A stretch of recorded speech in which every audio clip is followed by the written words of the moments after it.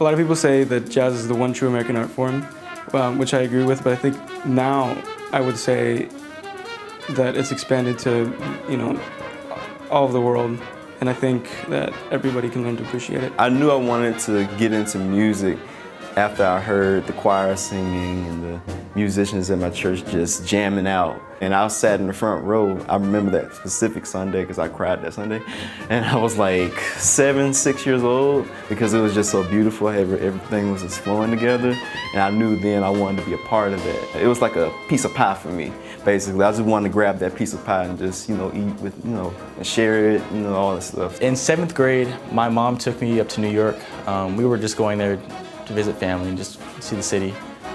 But she surprised me with a tour of Juilliard, and I was just in awe when I went there. It was just, I've never experienced that before, how serious it is and how everyone else is. Like, this is not just like, just music. Like, this is music. People this is something you can do, and you can make people feel good. It's not just something to do as a side thing.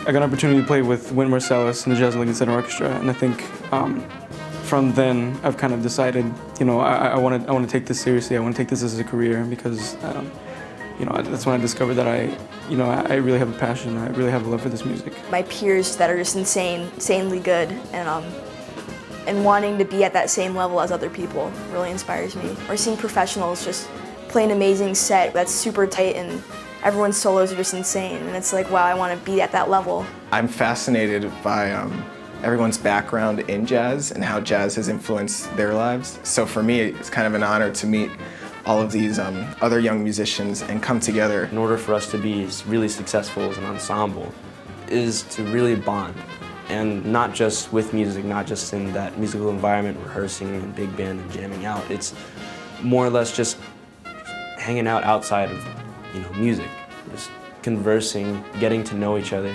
and you can bring that all back into a musical environment, and that allows you to communicate, and it makes things a lot more easier. Last year, I really loved the connections that I got to make with everyone. And NYO Jazz was an experience that really allowed me to see music as a career and know that it's possible to have a career in music. And it also allowed me to realize that my passion is in that and spreading joy through my music through the world. So I wanted to come back again and get to make even more connections and friendships. I'm always inspired by everyone that's around me. So if I love to really make eye contact with who I'm playing with. So if I happen to stare down the pianist while we're playing, if he even makes like that I'm getting into the moment face, I'll start to interact with him more, or I'll branch onto what he's doing, and I'll try to bring that energy that he's feeling. I just want to be able to expand myself, like broaden my range of knowledge and everything, because there may be things they know that I don't know, and there may be things they don't know that I may know. So I want to be able to, communicate as the community, so yeah. I'm really excited to learn from my peers that are here at NYO Jazz. I know a couple of them throughout different camps and stuff like that, but it's great to see them again in new faces as well and just connect with them, and because everyone's from different places and they have different ideas or interpretations of the music itself. So it would be great to just soak all that energy up. What I'm most looking forward to from this program is already meeting all the kids. Everybody's really fun and nice, and I'm looking forward to playing with them. And Sean Jones is really good, so I'm looking forward to meeting him, playing with him, in all the cool venues that we'll get to go to.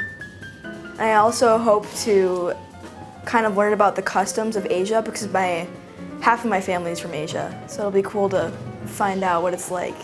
My advice for people doing NYO Jazz for the first time would really be to not be so nervous about what other people might think of you while you're playing or being good enough for the group, but really just focusing on, everyone has something unique to bring to the group. So one of the sayings that we said last year a lot was play for someone you love. So that really helped get us all in the right mindset.